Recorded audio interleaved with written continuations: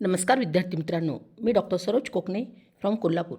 विद्यार्थी मित्रांनो, महाराष्ट्र राज्यामध्ये गव्हर्मेंट MBBSचा सेफ रँक काय असेल हे अगदी मी तुम्हाला हे प्रेडिक्ट करून पूर्णपणे ह्या स्क्रीनवरती तुम्हाला लिहून दाखवणार आहे. म्हणजे तुम्हाला लक्षात येईल की आपल्याला जर MBBSचं ॲडमिशन महाराष्ट्रामध्ये पाहिजे असेल गव्हर्मेंटला, तर आपला रँक कितीपर्यंत असणं आवश्यक आहे. कारण लास्ट इयरचा जो रँक राहिलेला आहे जवळपास त्याच अगदी 1-2 हजारामध्येच आपल्याला फरक पडत असतो. त्यामुळे अगदी हा जो मी प्रेडिक्ट करून काढलेला आहे ह्या वर्षीचा, तर त्यामध्ये तुम्हाला येत असाल तुम्ही तर 100% तुम्हाला तिथं ॲडमिशन मिळणार आहे गव्हर्मेंट MBBSसाठी.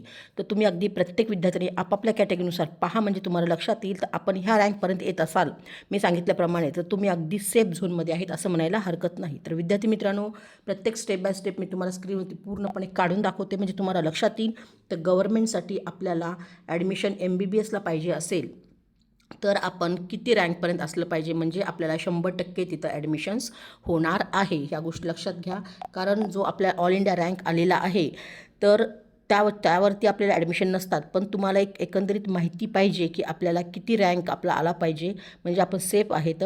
आणि आपले महाराष्ट्रामधले ॲडमिशन हे SMLवरती होत असतात. तुमचा स्टेट मेरिट लिस्ट किती येणार आहे, तुमच्या कॅटेगरीमधून तुम्ही स्टेटमध्ये किती असणार आहेत ते अगदी तुम्हाला मी प्रेडिक्ट करून सुद्धा पुढच्या व्हिडिओमध्ये सांगणार आहे. तर प्रथम हे आपण कॅटेगरीमध्ये आपण SC कॅटेगरीच्या विद्यार्थ्यांसाठी आपण विचार करूया. तर SC कॅटेगरीच्या विद्यार्थ्यांसाठी जर सेफ रँक ह्या वर्षीचा आपण काढलेला आहे, तो तुम्ही ह्या रँकपर्यंत येत असाल तर तुम्ही सेफ आहे. तर 1,80,000पर्यंत सुद्धा तुम्ही जर येत असाल विद्यार्थी मित्रांनो, तर तुम्हाला अगदी ह्या वर्षी गव्हर्मेंटचं MBBS कॉलेज मिळणार आहे. ही गोष्ट लक्षात घ्या. हे पूर्णपणे प्रेडिक्ट करून काढलेलं आहे. तर तुम्ही जे विद्यार्थी आपले महाराष्ट्राभरमधून जे व्हिडिओ पाहतात, तर ते 1,80,000पर्यंत सुद्धा तुमचा ऑल इंडिया रँक येत असेल तर सुद्धा तुम्हाला अगदी शेवटच्या राऊंडपर्यंत सुद्धा तुम्हाला ॲडमिशन 100% मिळणार आहे गव्हर्मेंटचं कॉलेज. ओके. आणि त्यानंतर जी कॅटेगरी काढलेली आहे ST कॅटेगरी, ST कॅटेगरीचा सुद्धा तुम्ही रँक पाहू शकता. तर जे काही ST कॅटेगरीचे विद्यार्थी आहेत तर त्यांचासुद्धा रँक इथं आम्ही काढलेला आहे 3,80,000. एवढ्यापर्यंत सुद्धा तुम्ही जर येत असाल तरीसुद्धा तुम्हाला ह्या वर्षी गव्हर्मेंट MBBS कॉलेज मिळणार आहे ST कॅटेगरीच्या विद्यार्थ्यांसाठी.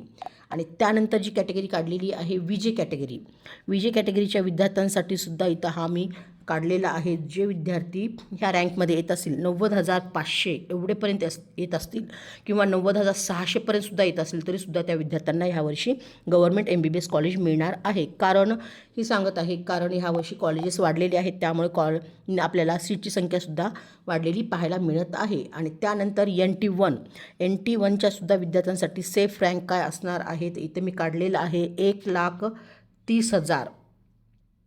1,30,000पर्यंत सुद्धा तुम्ही येत असाल तरीसुद्धा तुम्हाला ह्यावर्षी गव्हर्मेंट कॉलेज मिळणार आहे NT1च्या विद्यार्थ्यांसाठी. आणि त्यानंतर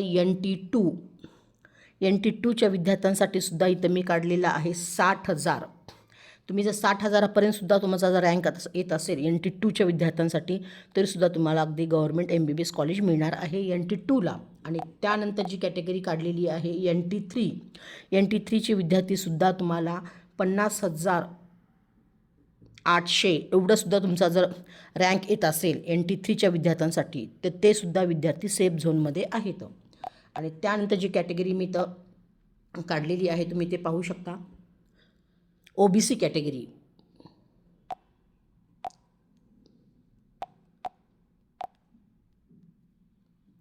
OBC कॅटेगरीचे विद्यार्थीसुद्धा आपल्याला इथे जर कॅटेगरी रँक पाहिला असेल तर आपण 48,500 इथपर्यंत सुद्धा तुम्ही OBC कॅटेगरीवाले विद्यार्थी येत असतील तर ते सुद्धा अगदी गव्हर्मेंट MBBS कॉलेज त्या विद्यार्थ्यांनासुद्धा ह्यावर्षी 100% मिळणार आहे OBC कॅटेगरीसाठी.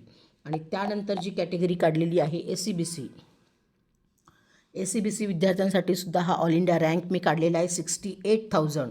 तुम्ही एवढ्यापर्यंत सुद्धा येत असाल ACBCचे विद्यार्थी तर तरीसुद्धा त्या विद्यार्थ्यांना गव्हर्मेंट MBBSचं कॉलेज ह्यावर्षी मिळणार आहे, म्हणजे तुम्ही 100% सेफ आहेत.